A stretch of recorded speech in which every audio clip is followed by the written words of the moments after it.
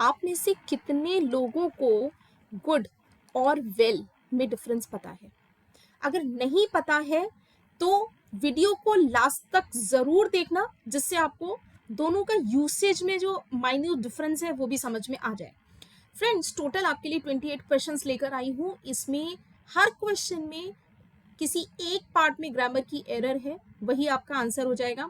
सारे answers workout कर लीजिए स्क्रीन को पॉज करते हुए, और चलिए अब चेक करें। So he is capable to handle the pressure of this job. Capable का ग्रामर का रूल ये कहता है कि इसका कॉलोकेशन ऑफ के साथ है, यानी इसके साथ प्रीपोजिशन ऑफ आएगी, फर्स्ट थिंग। सेकेंडली, इसके साथ हमेशा जो वर्ब आएगी वो क्या आएगी? जिरंड फॉर्म में आएगी, मतलब वर्ब के बेस फॉर्म में आईएनजी जोड़ दें, ये वर्ब आएगी। समझ गए? तो इन दोनों चीजों को ठीक कर लेते हैं। ही इज केपेबल ऑफ हैंडलिंग। अच्छा देखो, केपेबल का जैसा एक और वर्ड है एबल, इसके साथ बिल्कुल ऑपोजिट है। एबल के साथ हमेशा इन्फिनिटिव फॉर्म ऑफ वर्ब आता है, और सबको पता होगा इन्फिनिटिव क्या होता है। टू के बाद वर्ब की बेस फॉर्म को अगर आप जोड़ दो तो वो क्या हो जाता है? इन्फिनिटिव हो जाता है। ठीक है, अगर यहाँ पर एबल होता तो टू हैंडल बिल्कुल ठीक बैठता, लेकिन केपेबल के साथ हमें ऑफ हैंडलिंग करना है। अच्छा बच्चों, आप लोगों को ये भी पता है कि केपेबल और एबल में बेसिक डिफरेंस क्या है? देखो, जब आप किसी स्पेसिफिक एबिलिटी की बात करते हो या स्पेसिफिक अपनी योग्यता की बात करते हो तो आपको हमेशा एबिलिटी यूज करना चाहिए, जबकि जनरल सेंस में हम केपेबल या केपेबिलिटी की बात करते हैं। क्लियर हो गया? Number 2, she insisted to attend the meeting despite her illness. She insisted, insisted का कॉलोकेशन ऑन और अपॉन के साथ है, इसके साथ प्रीपोजिशन टू का यूज नहीं किया जाता है, फर्स्ट थिंग। सेकेंड थिंग, ये हमेशा अपने साथ जिरंड फॉर्म ऑफ वर्ब ही लेता है, इंसिस्टेड। ठीक है, यानी कि वर्ब प्लस आईएनजी फॉर्म इसके साथ लगाते हैं। अब देखो, ऑन और अपॉन में बेसिक डिफरेंस क्या है? अपॉन बहुत फॉर्मल यूज होता है, कहते हैं ना, once upon a time, upon his arrival the assistants all began to work. ठीक है, समझ में आया?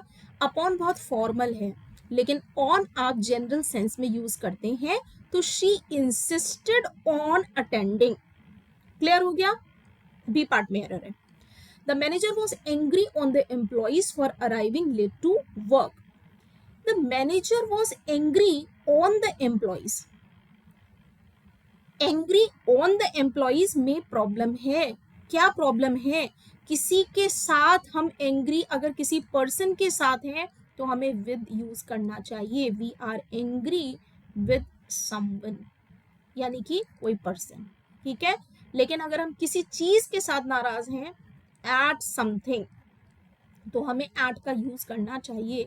ये अपने दिमाग में बिठा लीजिएगा। We are angry at something and we are angry with someone. ठीक है, क्लियर हो गया? तो यहां पर क्या हो जाएगा? The manager was angry with the employees. He was accused for leaking confidential information. He was accused for, यहाँ पे अगेन प्रीपोजिशन यानी कॉलोकेशन की एरर है। accused के साथ हमेशा of. He was accused of leaking confidential information. ठीक है, उसे इंफॉर्मेशन को लीक करने का दोषी, वो इंफॉर्मेशन को लीक करने का दोषी था। ठीक है, he gave a more clearer explanation of the issue. उसने more clearer यानी कि डबल कंपैरेटिव, और हमें डबल कंपैरेटिव का यूज नहीं करना चाहिए। हमें यहाँ पर क्या करना पड़ेगा? ये मोर को हटाना पड़ेगा, क्योंकि यहाँ पर बात हो रही है कि उसने किसी दूसरे के कंपैरिजन में ज्यादा क्लियर एक्सप्लेनेशन दिया है। तो क्लियर यानी यहाँ पे क्लियरर जो है वो ऑलरेडी कंपैरेटिव फॉर्म है। ठीक है, so answer will be B. She is the tallest of the two sisters in the family. Two sisters यानी कि दो बहनों की बात हो रही है, और दो के लिए कौन सा यूज करना चाहिए? कंपैरेटिव डिग्री यूज करना चाहिए। सुपरलेटिव 2 से ज्यादा के लिए यूज करते हैं। तो कंपैरेटिव का क्या होता है, टॉलर होता है।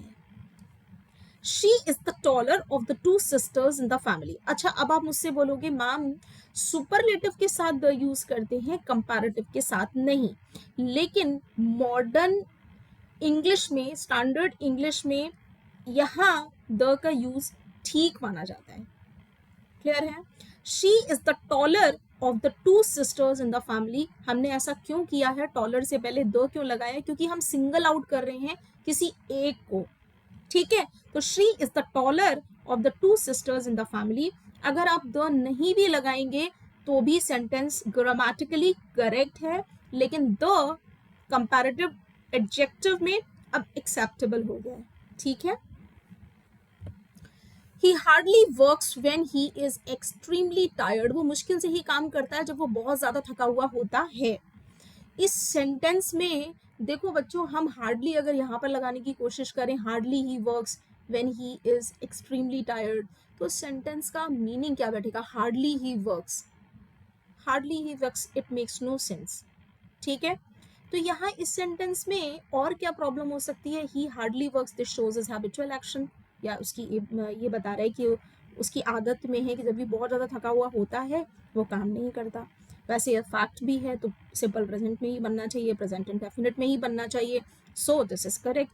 When he is extremely tired, tenses की कंसिस्टेंसी भी है, ये भी प्रेजेंट में है, ये भी प्रेजेंट में है, तो ये भी गड़बड़ नहीं है। ही इज एक्सट्रीमली टायर्ड, जब वो बहुत ज़्यादा थका हुआ होता है, तो ये भी एकदम ठीक है। तो सेंटेंस में प्रॉब्लम एक्चुअली है ही नहीं। ही hardly works when he is extremely tired, वो बहुत मुश्किल से ही काम करता है या काम नहीं करता है जब वो बहुत ज़्यादा थका हुआ होता है। ठीक है। She speaks very fluently that everyone admires her. She speaks very fluently, और उसके बाद इसे किससे जोड़ा गया है, दैट से। ठीक है, तो ध्यान दीजिएगा, जब भी हम दैट से जोड़ रहे हैं तो वेरी नहीं, यहाँ पर क्या आना चाहिए, सो फ्लुएंटली। वो इतना फ्लुएंटली बोलती है कि हर कोई उसकी तारीफ करता है कि दैट, इतना फ्लुएंटली। सो कनेक्शन हिंदी में भी है ना, she speaks so fluently that everyone admires her. वो इतना फास्ट बोलती है कि हर कोई उसकी तारीफ करता है। ठीक है, एवरीवन यानी कि वन हो गया, और एडमायर्स यानी कि वन के साथ वन वर्ब, कहीं गड़बड़ नहीं है। गड़बड़ कहाँ पर है, यहाँ पर शी स्पीक्स सो फ्लुएंटली। ठीक। Although he was tired, but he continued working late at night. हालांकि वो बहुत ज्यादा थका हुआ था, लेकिन उसने लेट नाइट तक काम करना जारी रखा। हिंदी में हमें लेकिन बोलना ठीक लग रहा है, लेकिन एक्चुअली इंग्लिश में यहाँ पर बट जो है ना वो रिडंडेंट हो जाता है। रिडंडेंट मतलब इसकी जरूरत नहीं है।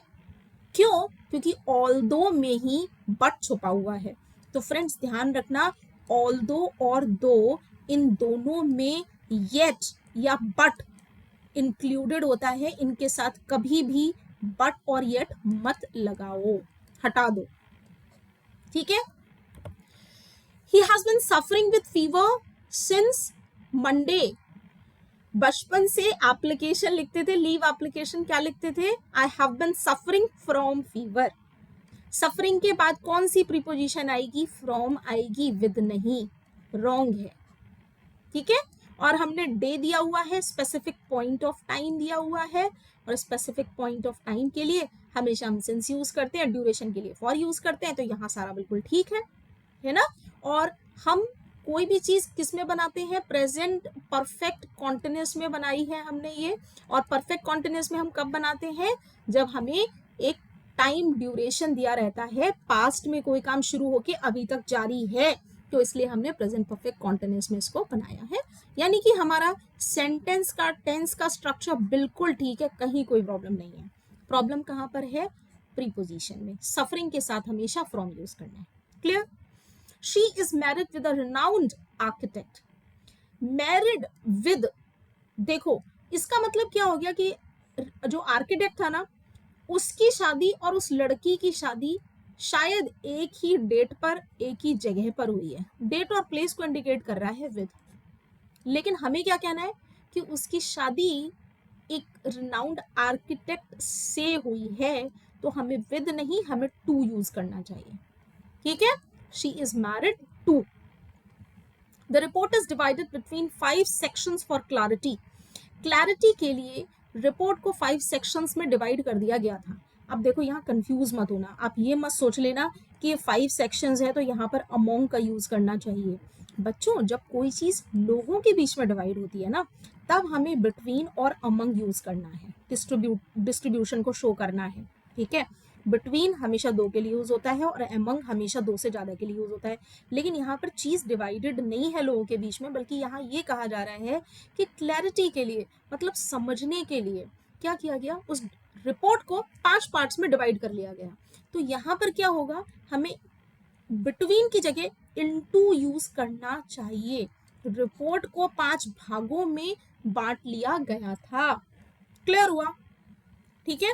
रिपोर्ट को 5 भागों में बांटा गया है ताकि उसको आसानी से समझा जा सके।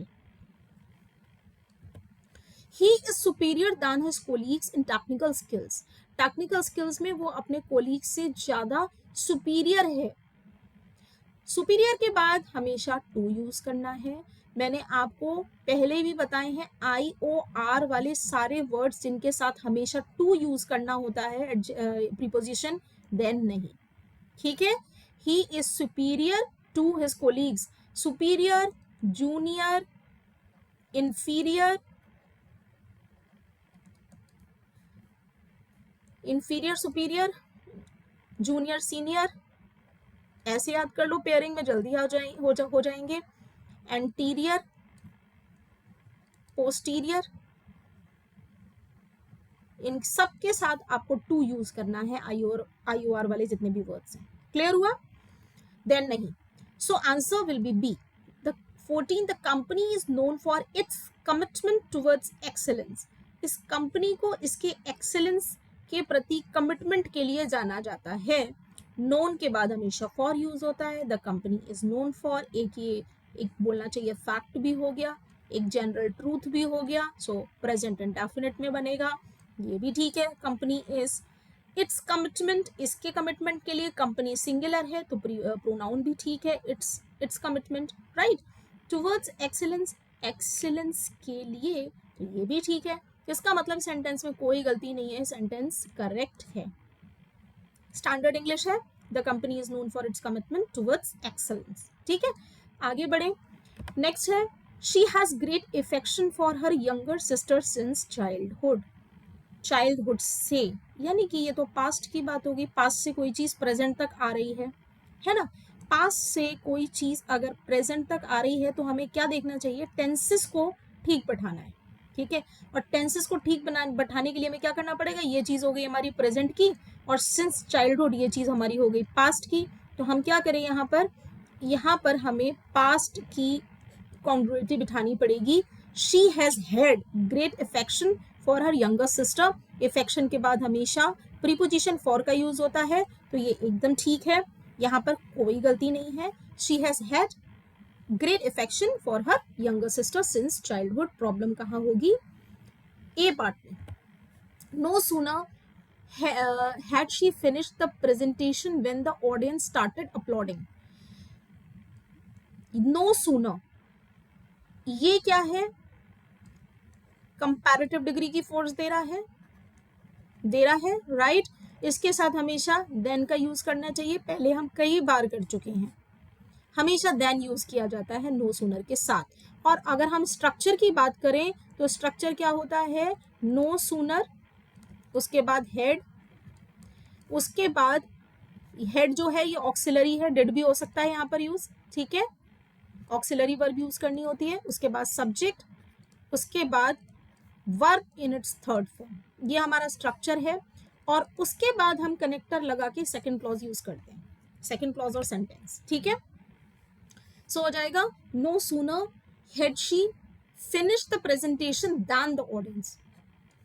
ही is so intelligent as he solves every problem quickly. यहाँ पे देखो, पढ़ते ही स्ट्रक्चर में प्रॉब्लम समझ में आ रही है। He is so intelligent as he, that ही।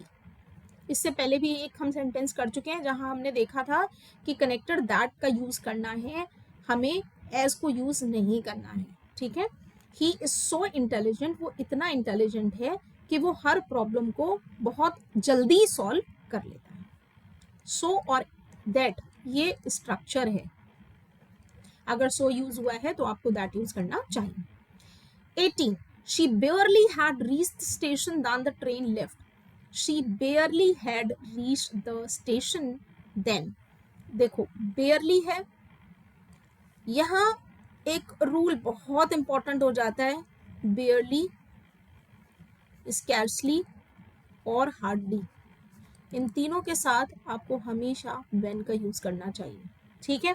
और इन्होंने क्या यूज किया है, then का, ठीक। प्रॉब्लम कहां पर है, डी पार्ट में है। He is too much weak to lift the box.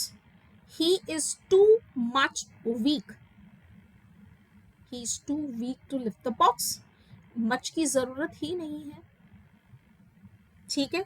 Much की हमें जरूरत ही नहीं है, हाँ क्वांटिफिकेशन के लिए हमें जरूरत ही नहीं है बताने की कि वो कितना कमजोर है। He is too weak, too का मतलब ही होता है बियॉन्ड द लिमिट, या किसी चीज कोई बहुत ज्यादा डिग्री में पहुंच गई है, लिमिट के बाहर पहुंच रही हो, ठीक है। He is too weak to lift the box, वो बॉक्स को उठाए जाने के लिए बहुत ज्यादा कमजोर है, टू वीक, मच को हटा दीजिए। 20, the manager found the report quite interesting and informatively.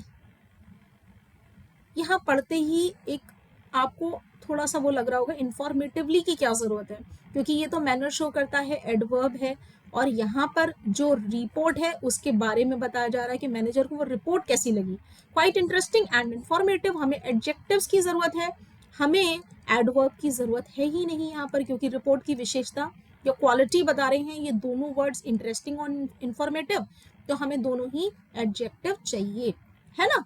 और एक और रूल होता है कि एंड से जितनी भी चीजें जुड़ी होती हैं वो एक समान होनी चाहिए। अगर एक साइड एडजेक्टिव है तो दूसरी साइड भी एडजेक्टिव ही होना चाहिए,